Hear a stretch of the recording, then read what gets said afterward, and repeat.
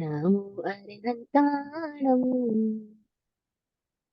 नमो सेत्थाणम् नमो आयर्याणम् नमो उपछाय नमो लोये सवसाहूणम् ऐसो पंच नमोकारो सर्व पावपनासनो मंगलानं च सव्यस्यम् पढमं हवै मंगलम्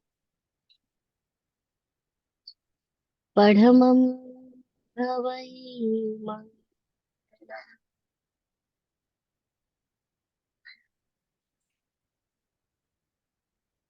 गुरुजी मेरे घट में करिए वास। गुरुजी मेरे घट में करिए वास। घोर अंधेरा है ज्योत जगा दो। घोर अंधेरा है ज्योत जगा दो। चरण पड़ू मैं दास। गुरु जी मेरे घट में करिए वास। प्रभु जी मेरे घट में करिए वास। चरम तीर्थंकर श्रमण भगवान महावीर स्वामी जी को भावमय वंदन नमन।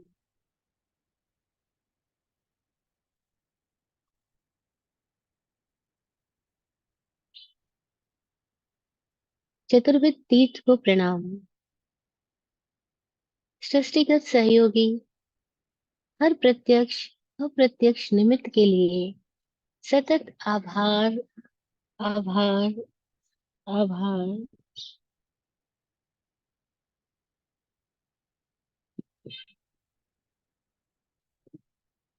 पिंडाणं कार्याणं बुद्धाणं गुह्याणं दृष्टिदान देकर नव जीवन की शुरुआत देने वाले आत्मज्ञानी पूज्य श्री विराट गुरुदेव एवं स्वामी विकास जी के चरणों में प्रणाम।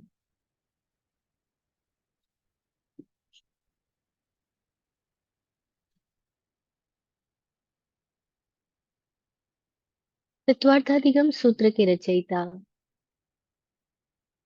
वाचक उमा स्वाति जी की प्रज्ञा को प्रणाम। और प्रत्यक्ष अप्रत्यक्ष रूप से निमित्त बनने वाले आप समस्त जिज्ञासु जनों को बहुत बहुत प्रणाम, धन्यवाद, आभार।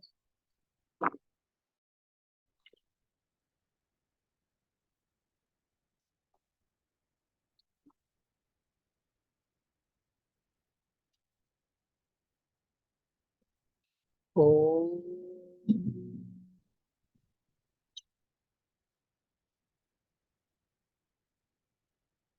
ओम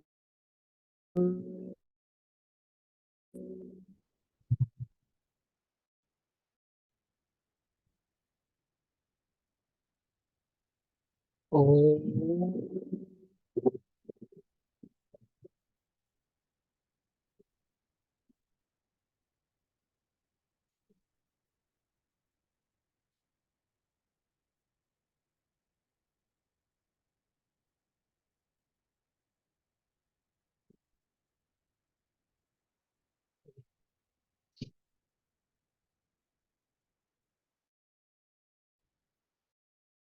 तत्वार्थाधिगम सूत्र के सेकंड चैप्टर हम है, जिसमें हमने लास्ट सेशन श्रुत मनिंद्रियस्य की कि पांचों इंद्रियों के पांच विषय हमने इसके पहले जाना 19, 20, 21 सूत्रों में कि कान का विषय सुनना, आंख का विषय देखना, नासिका का विषय सूंघना, जीभ का विषय स्वाद ग्रहण करना, और स्पर्श इंद्रिय का विषय तरह तरह के टचेस को, स्पर्श को समझना, स्वीकारना। ये पांचों इंद्रियों के मोटा मोटी पांच विषय डिवाइड किए गए। और मजेदार बात क्या है इसमें, कि अगर प्राणी एक इंद्रिय है तो वो अपने पांचों ही विषयों को एक ही इंद्रिय से ग्रहण करेगा। उसकी एक ही इंद्रिय सारे काम कर रही है। प्राणी अगर बेंद्रिय हो गया है तो उसकी दो इंद्रियों के द्वारा वो मदद लेकर के अपने सारे विषयों को पूरा करने की। और इस तरह से पंच इंद्रिय आते आते उसके पास पांच अलग अलग डिपार्टमेंट हो गए। जैसे नहीं, आपके पास अगर एक ही कमरे का घर है तो आप सारे काम उसी एक ही कमरे में कर रहे हैं। लेकिन आपके पास सुविधा है, बहुत बड़ा घर है, बंगला है, पांच सात कमरे हैं, तो आपने अपना ऑफिस अलग बना लिया है, पूजा रूम अलग बना लिया है, आपने अपना किचन अलग बना लिया है, अपना ड्राइंग रूम अलग बनाया, डाइनिंग अलग बना, सब कुछ अलग अलग बना दिए, क्योंकि आपके पास सुविधा है, स्पेस है। अगर स्पेस नहीं है तो आप सारे काम कहाँ से करोगे। वही बेड है, वही डाइनिंग है, वही ड्राइंग है, वही सब कुछ है, क्योंकि आपके पास एक ही रूम है। तो बस ऐसे ही समझना, ये जिसके पास एक इंद्रिय है, वो एक इंद्रिय से भरपूर काम करेगा। इसलिए उसकी एक इंद्रिय जितनी पावरफुल होती है, उसकी पंच इंद्रिय की एक इंद्रिय उतनी पावरफुल नहीं होगी। पांच इंद्रियों वाले के पास में क्योंकि पांच डिपार्टमेंट हो गए हैं, तो उनकी एक इंद्रिय इतनी पावरफुल नहीं है अभी, प्रत्येक अलग अलग। लेकिन जिसके पास एक है या दो है या तीन है, उसकी वो पर्टिकुलर एक बहुत पावरफुल है, दो है तो दो पावरफुल है, और उसकी जो दूसरी वाली पावरफुल है उतनी पंचेंद्रिय की दूसरी वाली पावरफुल है। और ये हमने एग्जाम्पल से समझ लिया, ऐसा ही है। एक है तो हमने हाईएस्ट यूज कर रहे हैं एक रूम, लेकिन 10 कमरे हो गए तब उनका यूज यूजिंग कैपेसिटी जो है वो हमने घटा दी, क्योंकि हम एक ही टाइम में 10 कमरों में तो नहीं रह सकते। एक ही टाइम में हमारा उपयोग पांचों इंद्रियों में लगातार बना रहे, ऐसा तो पॉसिबल नहीं है। अब हमारी उपयोग की क्षमता तो है, बड़ी भी है, लेकिन पर्टिकुलर एरिया के लिए घट गई है। तो पांच इंद्रियों के हमने पांच अलग अलग डिपार्टमेंट समझ लिए। अब जो छठा है, मन, उसका डिपार्टमेंट क्या है। अब मन को कोई अतीन्द्रिय बोलता है, कोई अनिंद्रिय बोलता है, कोई अंतःकरण बोलता है। तो वो अंतःकरण जिसको बोलते हैं, मेरे अंतःकरण से ये आवाज आई, वो भी मन ही, हम उसको मन ही कह रहे हैं। मन क्या है, वो जो पांचों इंद्रियां जिन सूचनाएं जो ला रही, इंफॉर्मेशन जो ला रही है, वो इंफॉर्मेशन। हाँ जी, मेरी आवाज आ रही है बराबर। हाँ, आ रही है। थोड़ी एकदम स्मूथ नहीं है, फिर भी आ रही है। We can follow you. Okay, तो पांचों इंद्रियां जो अपनी इंफॉर्मेशन ला करके जहां पर रजिस्टर करा रही है, उस मैनेजिंग डायरेक्टर का नाम मन है। तो एक तरीके से तो मन पांचों ही इंद्रियों को ग्रहण कर रहा है, उसका विषय, उसका सब्जेक्ट पांचों ही इंद्रियां है। लेकिन फिर भी हाईएस्ट बात क्या बोली, कि मन फिर भी कैसे काम कर रहा है, मन का विषय क्या है, तो बोला श्रुत। अब ये क्या बात हुई, श्रुत मन इंद्रियस्य, सुनना मन का विषय है, मन का विषय है श्रुत। कान, हमने कहा था कान श्रोत इंद्रिय, बोला था कान को, बोला था सुनना है कान का विषय, फिर यह मन कहाँ से आ गया।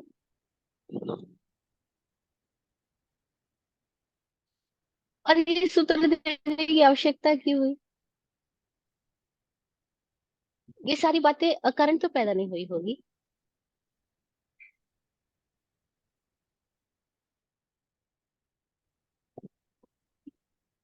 आदमी के भीतर की जिज्ञासाएं जब खुद की तरफ उन्मुख होती है,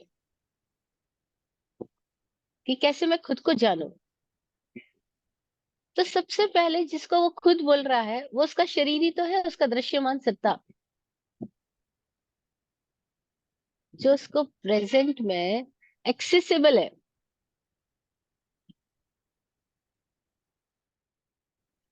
वो हमारा ये अपीयरेंस है, वो हमारा ये शरीर है जिसमें हम देख रहे हैं अपने आप को। तो हम अपने आप को जानना शुरू करेंगे तो सबसे पहले हम अपने शरीर की इंद्रियों को पहचान रहे हैं, शरीर को भी पहचान रहे हैं। तो हम शरीर के द्वारा ही बात कर रहे हैं। तो पहले हमने द्रव्य इंद्रिय की बात करी कि ये सारी जो दिखाई पड़ रही है वो सब द्रव्य, रचना, निवृत्ति है, उपकरण है। फिर हमने भाव इंद्रिय की बात करी कि इसके भीतर कुछ है जो ये देख पा रहा है, सुन पा रहा है, समझ पा रहा है, वो भाव इंद्रिय है। लब्धि और उपयोग। फिर हमने बात करी कि ये पांचों इंद्रियां काम कर रही है। तो पांचों इंद्रियों के पांच वर्किंग डिपार्टमेंट्स हमने समझ लिए। सुनना, देखना, बोलना, ये सब इनके कार्य हो गए। फिर सवाल आया कि लेकिन इन सबको समझ कौन पा रहा है, कौन इनकी बातों को लेता है, कौन इनको जवाब देता है, कौन है जो रिस्पोंड कर पा रहा है। तो हमको थोड़ा ख्याल आया, वो मेमोरी, मेमोरी हम सबके भीतर है। और वो मेमोरी में हमने जिस जिस तरीके के सॉफ्टवेयर डेवलप करते गए, जिस जिस तरीके का डाटा कलेक्शन हम करते गए, उस डाटा कलेक्शन के आधार पर ये सारी इंद्रियां काम कर रही है। और इनको कमांड कौन कर रहा है? तो मन कर रहा है। तो फिर मन की कार्य प्रणाली क्या है? अब हम अपने ही नजदीक जा रहे हैं, क्योंकि ये सारी यात्रा खुद को जानने की यात्रा के लिए है। सारे सूत्र क्यों डेवलप किए गए कि कोई लोग हैं जिन्होंने खुद को जान लिया है और कोई लोग हैं जिन्होंने खुद को जानना है।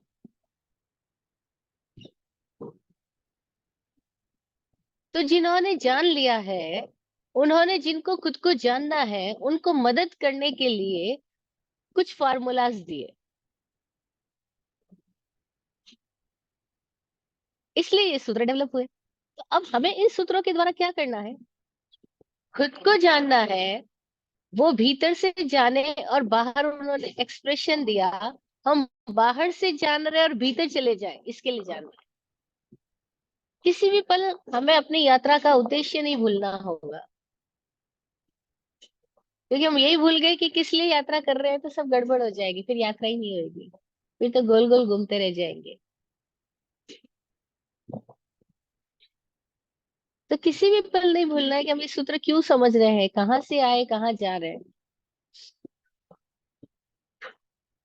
हम खुद को जानने की यात्रा में गति कर रहे हैं।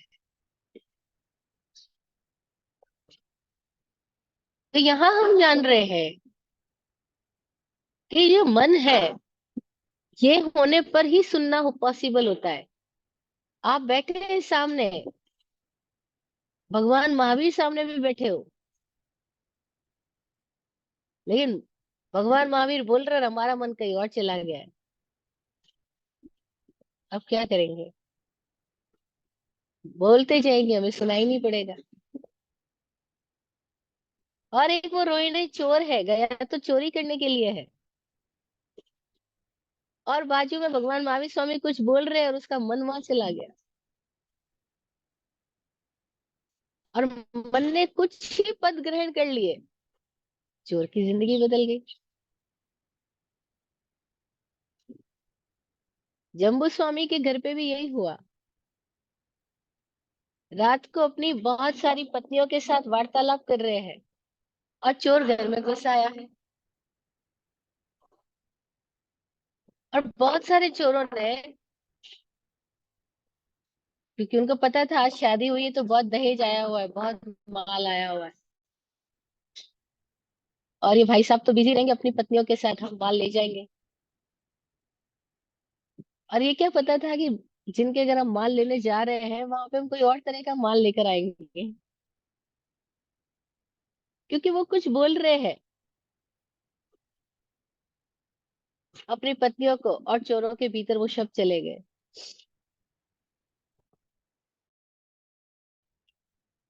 और जैसे ही वो शब्द गए, मन ने कोई और दिशा में उनको ले गए। अगर एक बात खाली इंद्रियों की ही होती और मन बीच में नहीं होता, मन एक राडार की तरह है, और वो राडार नहीं होता तो दिशा ही नहीं पता चलती, और दिशा ही नहीं पता चलती तो इंद्रियां काम कर रही है लेकिन जा कहाँ रही है कुछ नहीं आइडिया। नहीं होता है कभी कभी मशीन खराब हो गई है तो वो डायरेक्शन नहीं दिखा रही लेकिन वो उसका मोशन चालू है। अगर डायरेक्शन नहीं दिखा रही और मोशन चालू है तो उस मशीन का क्या उपयोग होगा। तो मन एक रडार की तरह भी काम कर रहा है, वो पांचों इंद्रियों को दिशा भी दिखा रहा है और अपने भीतर कहीं और से दिशा ले भी रहा है।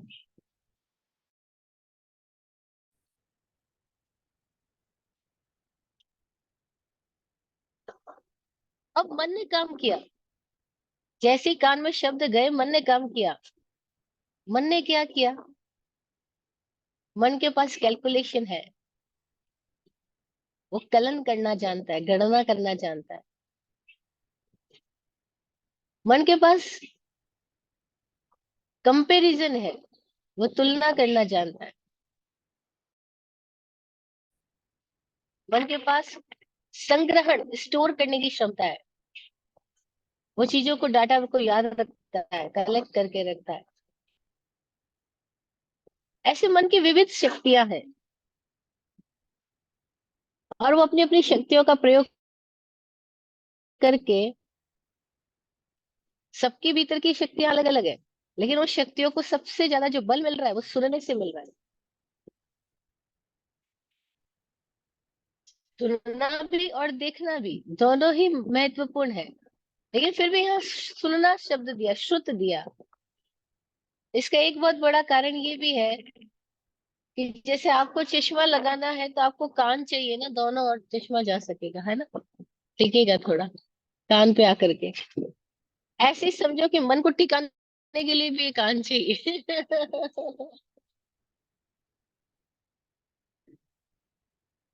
तो कान है तो मन टिका हुआ है उसके ऊपर। हाँ। फिर चश्मा हटा लेते हैं हम, लेकिन अगर चश्मा नहीं होगा तो विजन प्रॉपर नहीं होगा। कल एक साधक मिलने के लिए आए, मजेदार जिज्ञासाएं थी उनकी। एक प्रश्न उनका ये था कि मन का हेतु क्या है।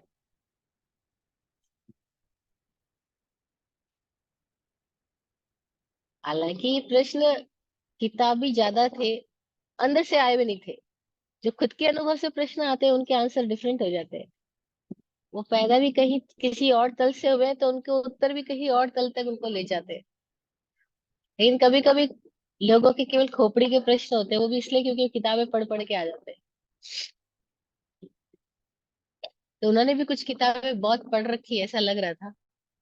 तो प्रश्न कर रहे थे, मोक्ष सापेक्ष है या निरपेक्ष है, मोक्ष अंतिम सत्य है या सापेक्ष सत्य है, मन क्या है, मन की सार्वभौमिक सत्ता है या मन का हेतु क्या है। अब ये ये लैंग्वेज ही बता रही है कि वो बुकिश लैंग्वेज थी।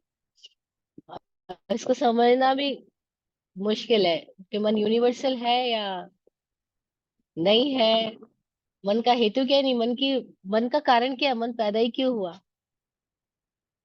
कई लोगों को मन से बड़ी शिकायत है मोस्टली, कि मन है बस यही यही चंचल है, यही कहीं टिकता नहीं है, यही तकलीफ देता है। और बताओ जिसका काम ही गति है, गति किए बिना वो सूचना नहीं दे सकता, गति किए बिना वो कार्य नहीं कर सकता, उसकी कार्य प्रणाली पूरी गति के आधार पर है और हम बोलते हैं चला बंद हो जाए।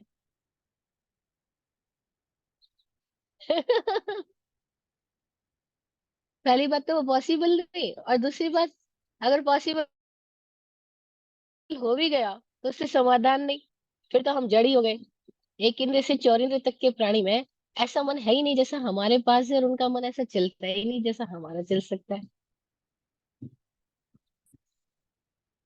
तो ये सूत्र कह रहा है, श्रुत मनिंद्रियस्य, श्रुत है मन का विषय।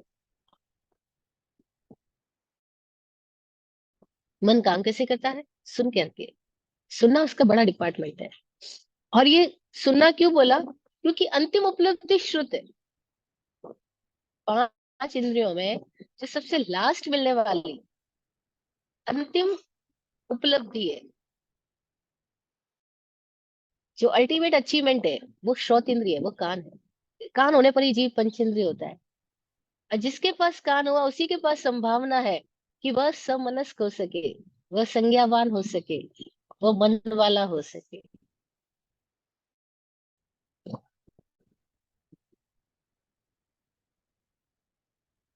और फिर अगर मन ना हो तो मनन पॉसिबल नहीं है, चिंतन पॉसिबल नहीं है, तुलना पॉसिबल नहीं है, सुख दुख का सापेक्ष अनुभव पॉसिबल नहीं है, मुक्ति की राह भी पॉसिबल नहीं है। इसके लिए मन नहीं, मुक्ति नहीं। मन ही बंधन, मन ही क्रंदन, मन ही ईंधन। मन ही सारे झगड़े की जड़ भी है, लेकिन मन नहीं है तो ना विकास है ना विनाश है। मन बिना मुक्ति नहीं, मन नहीं तो मुक्ति पॉसिबल नहीं है। इसीलिए मन मजेदार यंत्र है। स्वामी जी बोलते हैं, इतना अच्छा उपकरण हमको हमको यूज करें, हम तकलीफ में बस।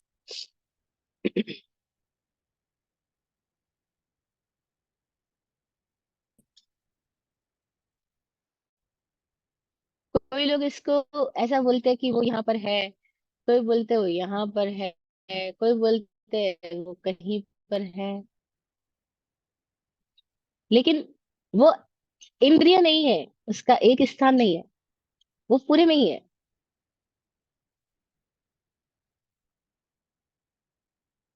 और पूरे से ही ग्रहण कर रहा है।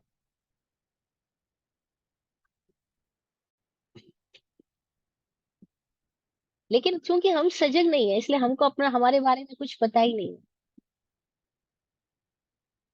हम अपने मन को जब समझने की बात पे, यात्रा पे चलेंगे, तो हमें समझ में आने लगेगा कि कैसे सुनते ही मेरा मन को एकदम से क्लिक होता है और मैं वहां पहुंच जाता हूँ। मेरे सामने शब्द है पिज्जा, और पिज्जा खाने के चित्र मेरे सामने आ गए। ऑप्शन आया, चाय कॉफी क्या लेंगे, और मेरे मन ने तुरंत काम किया, चाय भी दिखा दी, कॉफी भी दिखा दी। चाय के टेस्ट भी याद आ गए, कॉफी के पुराने टेस्ट भी याद आ गए। और बॉडी के अंदर इस समय क्या सिचुएशन है वो भी मन ने पहचान ली। और तुरंत मन ने कह दिया, कॉफी तो पीनी है, लेकिन इस टाइम हॉट कॉफी नहीं पीनी, क्योंकि ऑलरेडी गर्मी बहुत हो रही है, कोल्ड कॉफी पीनी। अभी डिसीजन कैसे आया? अगर हम अपने ऊपर काम करेंगे तो हमें समझ में आने लगेगा कि कैसे मेरा मन वर्क करता है, कैसे तुरंत अंदर गया, मेमोरी में गया, डाटा कलेक्शन में गया, डाटा कलेक्शन से उसने सारी चीजों को रिपोर्टिंग सामने ला दी, और हमारे मन ने तुरंत उसका डिसीजन ले लिया कि नहीं, इस टाइम ये सिचुएशन है और मेरे भीतर ये हो रहा है, तो ये लेना चाहिए। और स्टार्टिंग कहाँ से हो गई थी? सुन करके या देख करके। और मन ने काम कैसे किया? विचारों के थ्रू। और वो विचारों को भी श्रुत कहा गया है। शब्द श्रुत है, विचार भी शब्द रूपी है। कोई विचार ऐसा है जिसमें शब्द ना हो?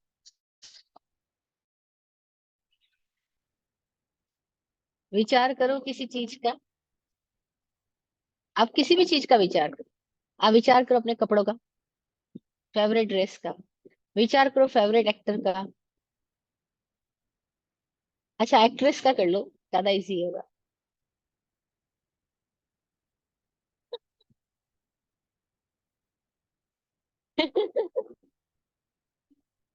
जैसे ही विचार किया, क्या हुआ? विचार के साथ ही अंदर शब्द बना, आकृति आई, आकार आया। और वो जो आकार, वो जो शब्द है, वो मन का विषय है। मन उसके आधार पे काम कर रहा है।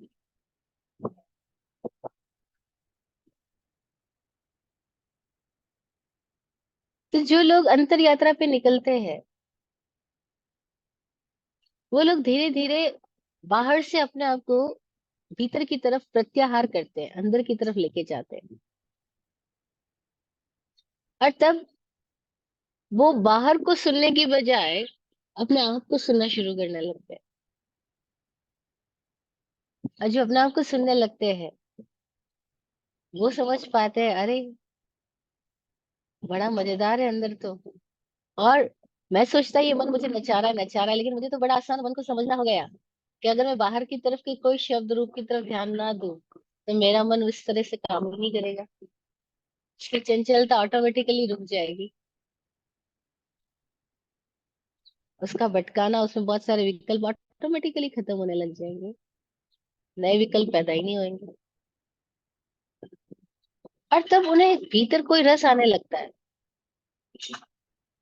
और भीतर की तरफ जो यात्रा करते हैं उनमें धीरे ऐसी ऐसी स्थिति पैदा होने लगती है कि अब वो अपने आप को मन के पार भी महसूस कर पाते हैं। नहीं, जैसे अभी हम जमीन पे चल रहे हैं तो जमीनी सारी चीजें हमें छूती है, लेकिन जब हम फ्लाइट में ऊपर उड़ जाते हैं तो गुरुत्वाकर्षण के प्रभाव से भी बाहर निकल जाते हैं। अभी नीचे नहीं गिर रहे क्योंकि हम अपनी फ्लाइट में उड़ रहे हैं। ऐसे ही थोड़े प्रयोगों से ही भीतर ये स्थिति आने लगती है कि अब मन के आकर्षण, मन के प्रभाव, मन की स्थितियां, मन के द्वंद वो हमें छूते नहीं।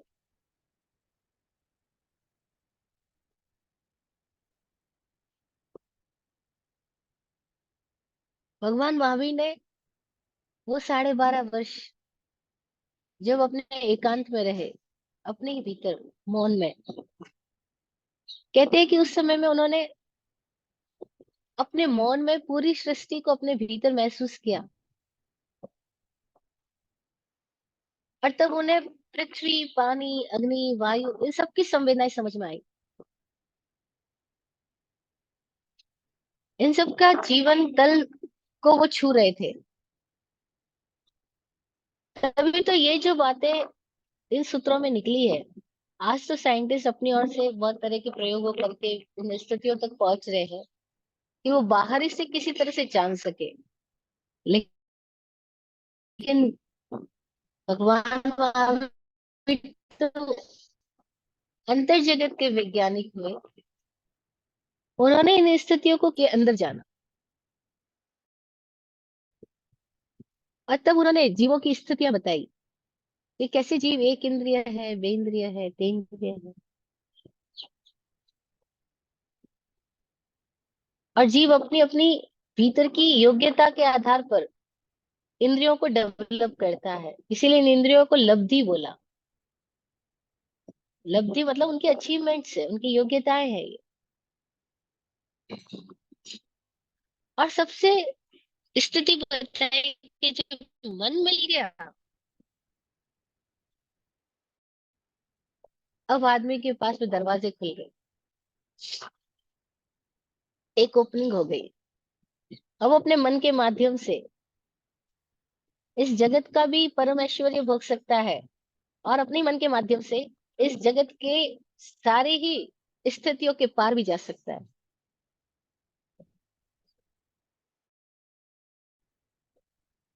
और मन को समझना है तो उसकी कार्य प्रणाली को समझना होगा ही।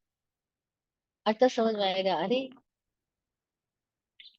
ये श्रुत के आधार पे चल रहा है, इसका विषय श्रुत है, सुनना है। श्रुत परिंद्रियस्य, ये 22वां सूत्र है। अब इस सूत्र की व्याख्या कई तरह से की गई है, पुराने व्याख्याकारों ने अपने अपने तरीके से की, और विराट गुरु जी ने मजेदार तरीके से बताया।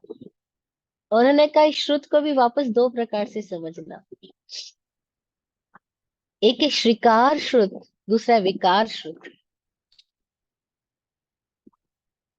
एक वह सुनना है जो हमने शब्दों से बोला, जुबान से बोला और शब्दों के रूप में हमने सुना, जो कानों से सुना गया, जिसको द्रव्य श्रुत भी बोलते हैं।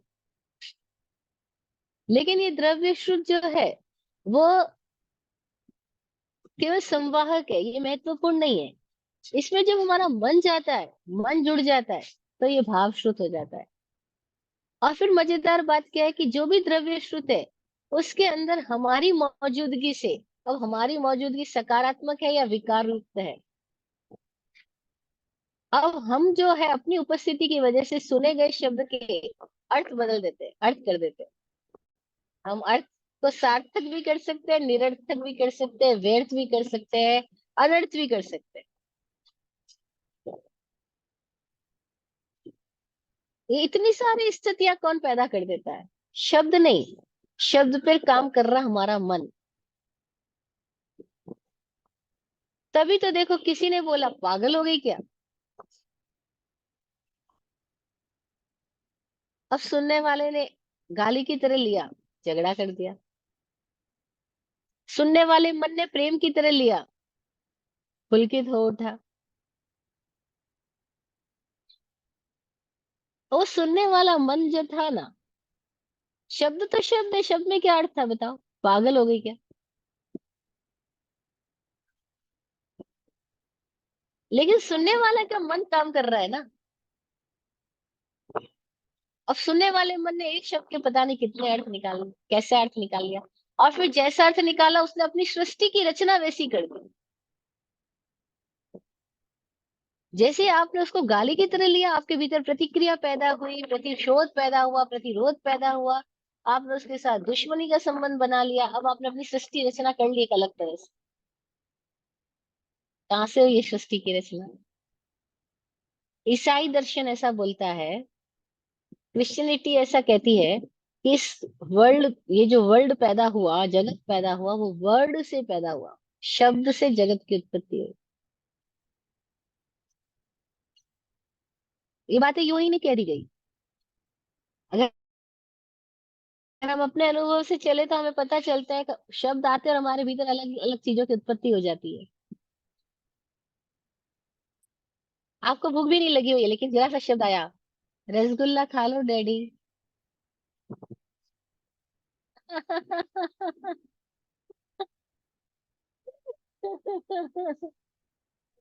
नई सृष्टि की रचना हो गई अब रसगुल्ले की सृष्टि हो गई।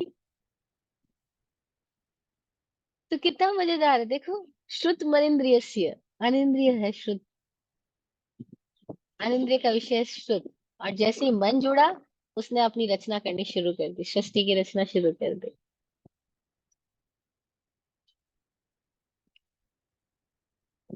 अगर हम थोड़ा सा वॉचफुल हो जाए, हमें पता लगेगा सुबह से लेकर रात तक शब्दों के साथ हम कैसे कैसे व्यवहार करते हैं, हमारा मन कैसे कैसे हर शब्द के साथ में किसी को पचाता है, किसी को काटता है, किसी को प्रतिकार करता है, और कैसे अलग अलग अलग अलग तरह की स्थितियों को डेवलप करता जाता है।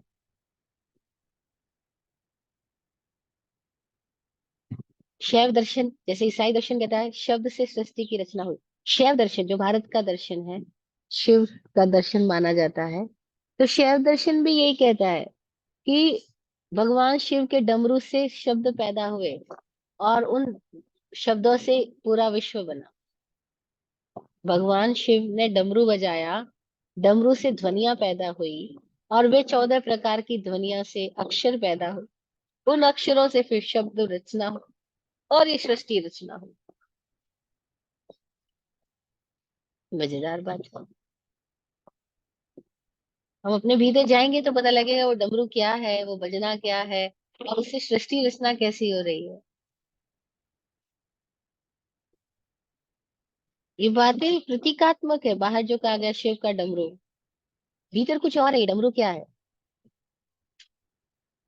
अगर हम जैन दर्शन, जिसको आर्हत दर्शन कहा गया एक्चुअल में, इसमें जब हम लोक की व्याख्या सुनते हैं, तो लोकाकृति डमरू की तरह है। इस यूनिवर्स की जो आकृति बताई है वो डमरू की तरह बताई गई है। और उस डमरू को कैसे बताया गया कि एक आदमी खड़ा है, उसने अपने दोनों पैरों को फैला लिया है, अपने दोनों हाथों को कमर पे लगा लिया। अब जरा वो आकृति बनाओ कि एक आदमी खड़ा है, हाथ कमर पे लगा है, और पैर फैला लिए है। तो डमरू क्या दर्शन कह रहा है? अगर हम इस तरह के कितने सारे अलग अलग दर्शनों की व्याख्याओं को अगर हम समझना शुरू करेंगे, तो पता लगेगा कि ये सारी बातें कहीं का संकेत दे रही है, इशारा दे रही है। कि हमारे भीतर से कैसे सृष्टि की रचना हो रही है। और उसमें बहुत बड़ा रोल कौन कर रहा है?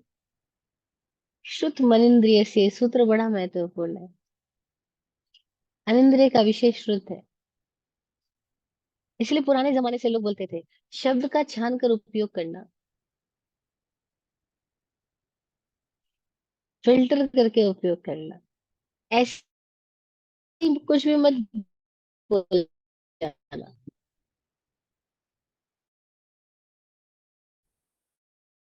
ऐसी कुछ भी मत बोल ले आ। जैसे पानी को छान पीने की बात आती है, को छान कर सुनने और सुनने की बात आती है, महत्वपूर्ण रहा हमेशा से। क्या सुनना? क्योंकि सुनने के साथ ही केवल सुनना ही नहीं होगा, मन काम करेगा। मन को दिशा मिलेगी, मन को गति मिलेगी। और फिर मन जिधर जाएगा उधर ही सृष्टि की रचना होती जाएगी, वैसी ही रचना हो जाएगी। इसलिए ये सूत्र बड़ा महत्वपूर्ण सूत्र है, खुद को पकड़ने के लिए, खुद को समझने के लिए।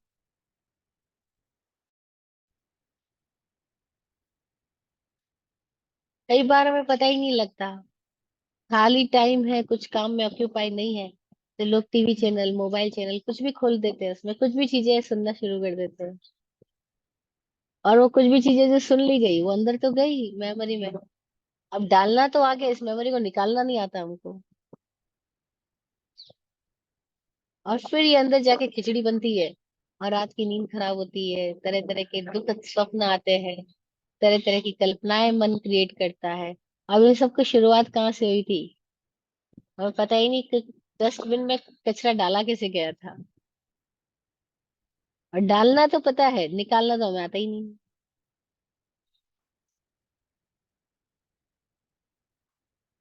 तो इसीलिए ये सूत्र बहुत ही महत्वपूर्ण है। निर्ग्रंथ दर्शन, जिसको आज हम जैन लोग जैन धर्म बोल रहे हैं, ये निर्ग्रंथ दर्शन है, आर्हत दर्शन है। ये बोलता है कि मन को समझना, कि सुना गया हर शब्द इस मन को प्रेरित करता है, मन की शक्तियों को बढ़ाता भी है और गम भी देता है। नहीं, सुबह सुबह कोई कुछ ऐसा बोल देता है, हम बोलते हैं मूड खराब हो गया आज, अब किसी काम में दिल नहीं लग रहा, क्योंकि मेरे को किसी ने ऐसा बोल दिया। अब जिसने बोला वो एक शब्द था, और उस शब्द को मन ने जैसा ग्रहण किया वो बड़ी अलग घटना बना दी। और मन ने सुन करके उसको जो अर्थ दे दिए, और उन अर्थों से फिर हमारी जो भीतर की स्थितियां पैदा हो गई, उससे हमने कह दिया आज मेरा पूरा दिन खराब, या आज मेरा दिन बन गया, कुछ भी।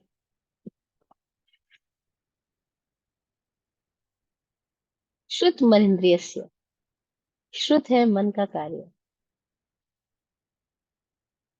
कान केवल द्रव्य लेंगे, द्रव्य श्रुत है। मन जाएगा, भाव श्रुत हो जाएगा।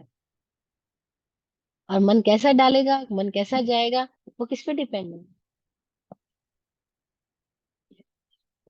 कोई और पे नहीं। शब्द तो निमित्त है, लेकिन मन उसको जो अर्थ देगा वो हमारी अपनी स्थितियों से आएगा। और हमारी अपनी स्थितियां क्या है, वो इस मन के जरिए, फिर शब्द के जरिए प्रकट होती जा रही है।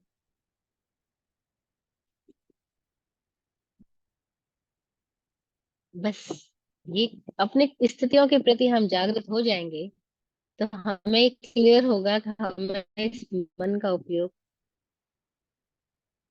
किस भांति करना है, कि हमारी सृष्टि हम ही दुखद रूप में पैदा ना करें, हम अपनी दुखात्मक सृष्टि की रचना ना करें। ये हमें करना होगा।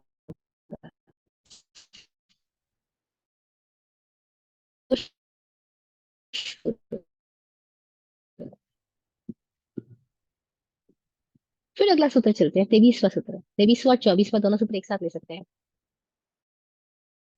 22वां सूत्र में मन की बात बताई। अब क्या मन सब में पाया जाता है, सार्वभौमिक है?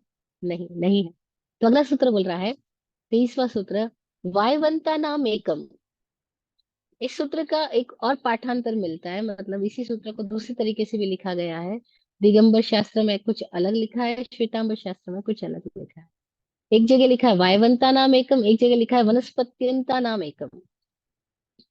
बस सूत्र छोटा सा है। वायु है अंत में जिसके वहां तक एक इंद्रिय है, अथवा वनस्पति है अंत में जिसके वहां तक एक इंद्रिय है। हम श्वेतांबर परंपरा में डेवलप हुए, हमको बचपन से ही पढ़ाया गया एक इंद्रिय जीव कौन से हैं, तो एक इंद्रिय जीव है पृथ्वी काय, अप काय, तेयु काय, वायु काय और वनस्पति काय, है ना। पृथ्वी से लेके वनस्पति पर्यंत पांचों को हमने एक इंद्रिय रटा हुआ है बचपन से। दिगंबर परंपरा में इसको डिफरेंट भी कहा गया है, और उसके पहले भी हम बात कर चुके थे जो वायु द्विंद्रिय रेश त्रसा सूत्र में, कि जहाँ बताया गया कि तेव और वायु तो और बेंद्रिय और ये सारे त्रस है। और पृथ्वी बंबु वनस्पति स्थावर, ये हम पहले सूत्र में बात कर चुके हैं कि पृथ्वी, पानी और वायु वो स्थावर है। अगर उस सूत्र के साथ तालमेल में चल रहे हैं तो यहाँ पे वायु भी एक इंद्रिय है, लेकिन वनस्पति को उन्होंने आगे बढ़ा दिया था। लेकिन यहाँ पर इस सूत्र में दोनों विकल्प मिल रहे हैं, कोई कह रहा है वायु तक एक इंद्रिय, कोई कह रहा है वनस्पति तक। तो जो लोग वायु तक एक इंद्रिय मान रहे हैं वो पृथ्वी का है, अप का है, तेयु का है और वायु का है, इनको एक इंद्रिय मान रहे हैं। और वनस्पति काय को उन्होंने इसमें नहीं दिया। फिर आगे अगला सूत्र बोला क्या, क्रमी पिपीलिका भ्रमर मनुष्यादीनाम एक एक वृद्धानी, ये 23वां सूत्र है। 24वां सूत्र है। 24वें सूत्र में बोल रहे हैं कृमि, कृमि यानी कीड़ा, लट, अलग तरह के वो प्राणी, पिपीलिका चींटी, भ्रमर भंवरा और मनुष्य, मनुष्य तो है, कृमि पिपीलिका भ्रमर मनुष्यादि नाम एक एक वृद्धानी, इन सब में एक एक की वृद्धि हो रही है इंद्रियों की, एक एक इंद्रिय बढ़ती जा रही है। कृमि में क्या हुआ, वो बेंद्रिय हो गई, क्योंकि इसके पहले हमने वनस्पति अंता नाम एकम तक की बात कर ली, वनस्पति तक एक इंद्रिय है। तो कृमि बेंद्रिय हो गई, पिपीलिका यानी चींटी वो तेंद्रिय हो गई। तेंद्रिय मतलब इसके पास में अब केवल त्वचा ही नहीं है, इसके पास में चींटी कैसे गंध ग्रहण कर लेती है, आप कहीं पर भी कुछ जरा सा गिरा दो और चींटियां इकट्ठी, और कहाँ से आ गई चींटियों को, कहाँ दूर से स्मेल आ जाती है कि यहाँ मीठा मिल रहा है, पहुंच जाओ भाई। काश हमारी भी स्मेल इतनी तेज होती कि भाई यहाँ सदगुरु है, पहुंच जाओ भाई, इधर सत्य है, इस दिशा में पहुंच जाओ भाई। लेकिन हमारा नाक पता नहीं कैसे काम कर रहा। तो पिपीलिका तेंद्रिय, फिर भ्रमर चौरिंद्रिय, भवरे, भवरा भवरे की तरह और दूसरे कई सारे प्राणी वो चतुरिंद्रिय है, उड़ उड़ भी रहे हैं, दिख भी रहे हैं, लेकिन अभी सुन नहीं रहे। जैसे हम देखते हैं मक्खी मच्छर, ये सब चतुरिंद्रिय है, मक्खियां भी मच्छर भी। ये घूंघू तो करते हैं लेकिन खुद अपनी घूंघू नहीं सुनते होंगे। इसीलिए दूसरे लोग इरिटेट होते हैं। वो खुद नहीं होते। तो कृमि पिपीलिका भ्रमर मनुष्यादि नाम एक एक वृद्धानी, उसके बाद मनुष्य में फिर एक और वृद्धि हो गई, यानी पांचवी इंद्रिय हो गई। तो ये प्राणियों का क्लासिफिकेशन भी किया गया है। अभी एक तरह से देखा जाए तो ये, कोई बॉटनी पढ़ने जाएगा, कोई बायोलॉजी पढ़ने जाएगा, वो उसमें सब ये बातें सीखेगा कि किस किस तरीके के प्राणी होते हैं, कैसे उनकी इंद्रिय रचना होती है, जिससे उनका शरीर वर्क करता है। और अपन इन बातों को इस आध्यात्मिक सूत्र के, इसका मतलब ये भी है कि ये सारे सूत्रों, उन लोगों ने तो कोई विज्ञान उस समय उतना डेवलप नहीं था, उन लोगों ने अपने भीतर से ही जान लिया था कि कैसे इन प्राणियों की इंद्रिय बेइंद्रिय है, तेंद्रिय है, चतुरिंद्रिय है, और मनुष्य आ गया इसके पास में पांच इंद्रियां हो गई है। और अब ये पांच इंद्रिय होने के बाद संज्ञान कैसे इसमें काम करता है, ये अगले सूत्र में चलेंगे। तो पहले ये पांच इंद्रिय की यहाँ तक की बात हम जान रहे हैं कि क्रमी पिपीलिका भ्रमर मनुष्य आदि नाम एक एक वृद्धानी। अब ये जो वृद्ध बढ़ गई है, इसका मतलब क्या हुआ कि जैसे जैसे हमारी आंतरिक स्थितियां डेवलप होती है, हमारी इंद्रियों की क्षमताएं भी विकसित हो जाती अभी हम एक इंद्रिय थे, हम डेवलप होते होते पंचेंद्रिय। तो ये इंद्रियों की क्षमता बढ़ती कैसे है, घटती कैसे है, ये भी एक जानने योग्य सब्जेक्ट है। जब जीव एक इंद्रिय होता है, तब वो अपनी सारी क्षमताओं को एक ही इंद्रिय के द्वारा काम कर,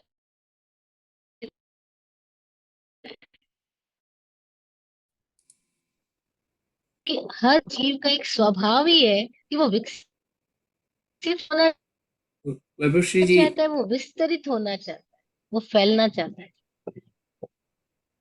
वैभवश्री जी आपकी जी। आपका सिग्नल बहुत कट रहा है, so we are missing quite a bit अच्छा, ऑफ सिंगल कट है। ओके। सिग्नल बहुत कट रहा है।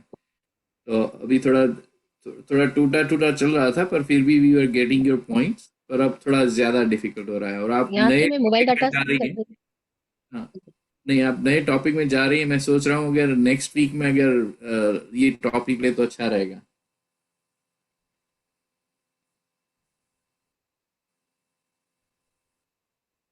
हाँ,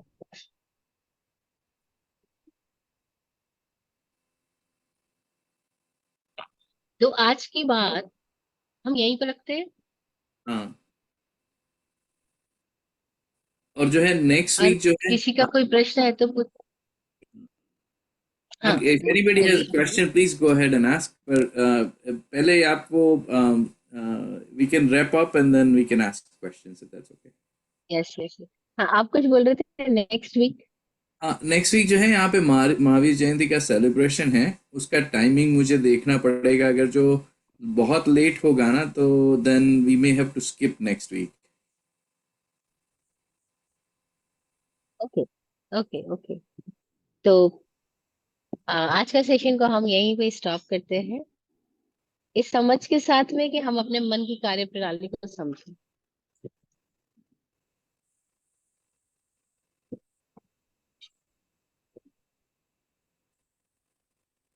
आप फूलो फलो हो जिंदगी मखमल मुलायम।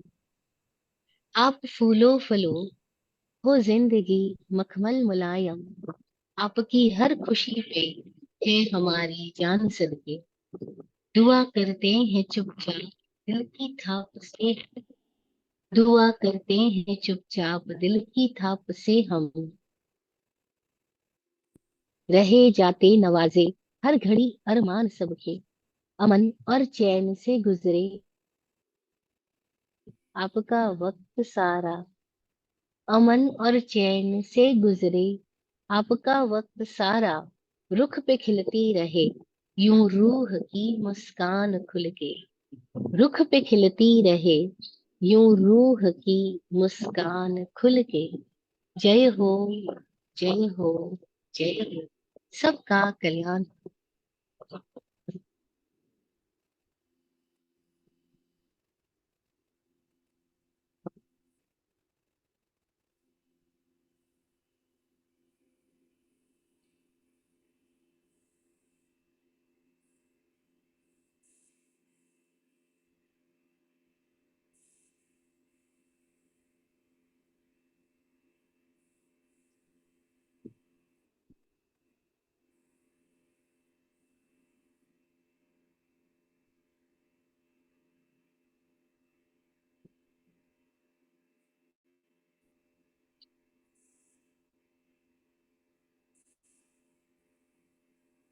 ओम शांति।